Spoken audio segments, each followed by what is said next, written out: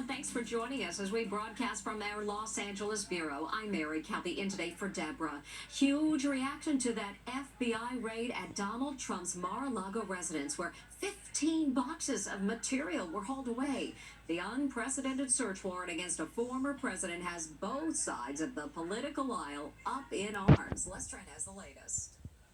The FBI raid on Donald Trump's Florida home is causing uproar today. This is a dangerous and unstable moment in American history. Pro and anti-Trump protesters gathered outside Trump Tower. Mr. Trump, can we get your reaction to the raid?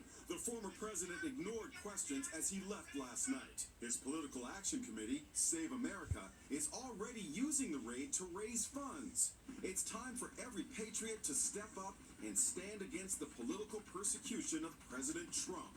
While the raid was happening, former President Trump was here at Trump Tower firing off that furious statement that his home in Florida was under siege. Today, there are published reports that the FBI had an inside source at Mar-A-Lago who directed agents to offices and Trump's living quarters. We spoke with former FBI Assistant Director Chris Swecker. I think a bad decision was made here, and it's been made before, where you go in with a lot of fanfare and a lot of, and put on a big show, when you could have gone in very quietly. Trump supporters gathered outside Mar-a-Lago in a noisy show of solidarity with the former president.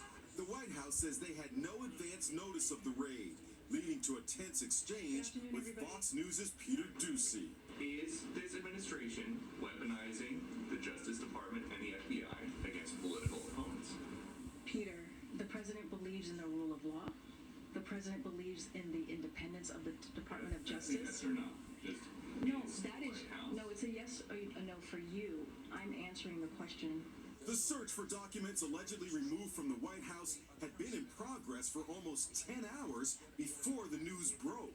You have a bunch of FBI agents raiding the home of a former president because they don't like his politics? Are you kidding me?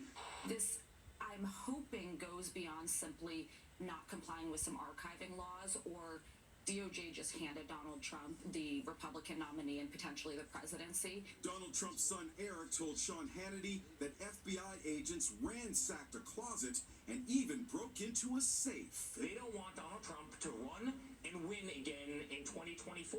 Trump's former attorney Michael Cohen welcomed the raid with this TikTok post. All right, knock, knock. Who's there? The FBI, that's who's there. He told me he hopes an indictment may be next. I want to see him indicted and incarcerated for the crimes that he's committed, and they are plentiful, and hopefully soon we're going to start to see some action. And more bad news for Trump. A federal appeals court panel ruled today that his tax returns must be turned over to the House Ways and Means Committee.